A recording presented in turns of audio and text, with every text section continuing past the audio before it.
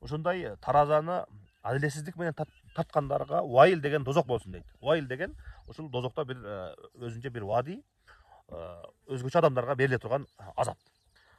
Аллазина изакталу алан наси ястауфун дейт. Эгерде башка адамдардан бир нерсе ала турган болсо, таразасыны грамм кылып, миллиграммга чейин эсептеп толук алат дейт.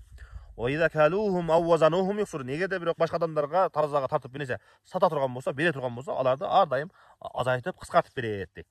Бул ушул жердеги түз мааниси.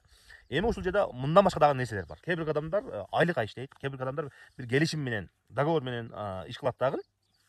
Өзүнүн акысыны алганда, ошол акысыны алыш үчүн бардык нерсени колдонуп, өзүнүн акысын толугу менен алат. Бирок ошол эле убакта ишти аткарганда келишимге жараша эмес, жумушка кечигип келген, убагында аткарган эмес, жакшы аткарган эмес, абеттен мурда аба кечигип кеткен, башка шылтоолорду айткан толтура кемчиликтерди кылат дагы, бирок айлыкты алганда толук алганга аракет кылат. Ошондой эле келишим менен болсо дагы, бул айлык болгон болсо, келишим менен болгондо дагы келишим боюнча ушундай иш кылышың керек, саат ушунчага чейин бул жумушта болушуң керек деген, же болбосо ушундай иштерди аткарышың керек деген иш менен баштайт дагы келишим менен. Бирок акчасын алганда толук менин укугум эле менин укугум, менин акым деп толук сурайт дагы, бирок ишти аткарганы келгенде кемчиликтүү кылып коет. Ошондуктан бул башка адамдардын акысына киргендиктен Кур'ан-ы Керимде Алла таалам эки жолу эле ушул вайыл дозок болсун деп эки адамдарды айткан. Бирөөсү адамдардын абирине, намысына тийгенде, экинчиси адамдардын акысына киргенде ушундай деп айткан. Ошондуктан урматтуу бир туугандар, ар бирибиз башка бирөөлөрдүн акысына бергенде дагы акыбызды алгыбыз келгенде кандай толук алгыбыз келсе, бергенде дагы ошондой бергенге,